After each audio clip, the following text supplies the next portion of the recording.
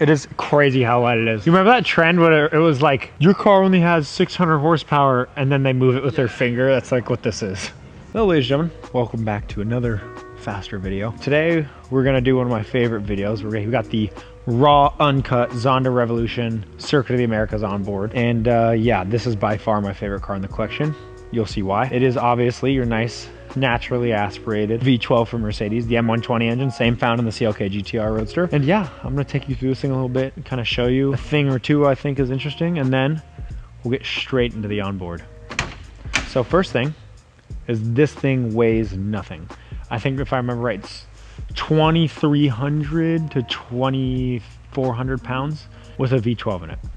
So that's a Miata with a V12 in it. So this car was developed in 2014. It is quite literally the best driving experience you can have in a car. It is a dog box. It has the craziest gear whine ever, and it's just a race car. So if you come in here, probably one of the most noticeable things about a Zonda R, especially the Revolution, is the center tack. You can see it doesn't usually work all the time, but it just looks badass. Then we obviously have our screen here for when we need to see all of our temps and everything. Nice flappy paddles. And then you got your harness. Then you also got your starting sequence, which is over there. You prime it and hit the battery. And this thing actually takes a while to start. You warm it up, this whole rear clam comes off. You bleed the clutch and then put the rear clam back on, you're ready to go. That's only when the car needs to be freshly warmed. And then the car also doesn't have any radiators, or running radiators, I wanna say. So if the car is sitting, you need to run air through. So if you see a lot of clips online of this car specifically, we always have at least 2 leaf blowers or something running over the front fans just so it doesn't heat soak. And yeah, this thing is an absolute unicorn. We also have to start this thing with this extra battery because currently this thing runs off of a minivan battery. Our nice Pagani anti-gravity battery. Plug it in right here, and then you start her and you unplug her because she's currently running off a minivan battery. It's got active aero, it's got DRS here. It's got the large wang. Everyone likes a large wang. Then it's got the mini wang, and then it's got that iconic quad exhaust tip from Pagani. And then it's obviously got a crazy, crazy rear diffuser. The way we got this is actually really interesting. We picked up the car from Bingo Sports, and the way it happened was my dad actually texted me and just said, guess what I just bought?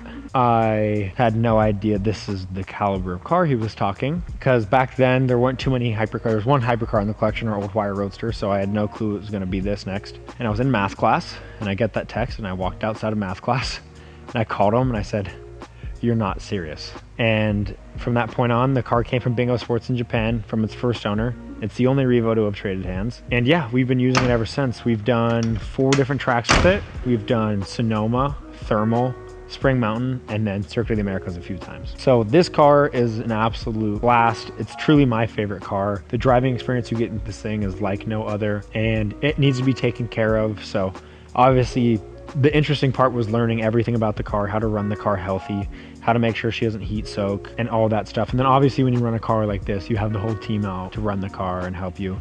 But even when sitting in storage, there's some stuff that needs to be done. It needs to be started every 50-ish days. So yeah, it's just crazy that this car is from 2014 because it hasn't aged a day. And Zondas, in my opinion, will go down as one of the best cars of all time. So to be able to have one of these in the collection, especially this car in specific, is an absolute blessing. So I hope you guys enjoy the onboard, because I know I did. It was at a Artan Pista track day, so maybe you'll see a Huayra R or two fly by during some warm-up laps, but once you get into it, it's a blast. Oh, it's also signed by the maestro himself. So that's a cool addition. All right, now let's get into the onboard.